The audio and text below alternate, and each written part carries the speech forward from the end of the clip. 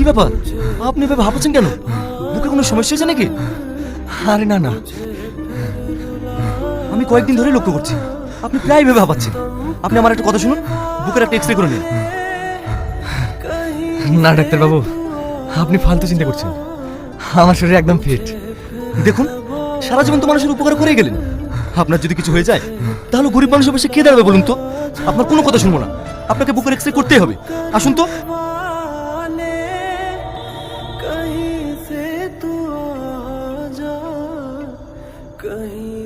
কি ব্যাপার, কাল আপনি রিপোর্ট না নিয়ে চলে গেলেন যে? শরীরটা খারাপ লাগছিল তাই চলে গেছিলাম। সব বাদ দেন, এই দেখুন চাচা দুদিন ধরে জ্বর ছাড়ছে না, একটু ভালো করে দেখেন তো।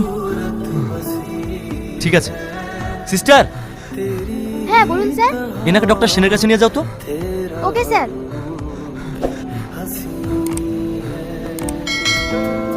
আপনার সঙ্গে কিছু কথা আছে, আসুন।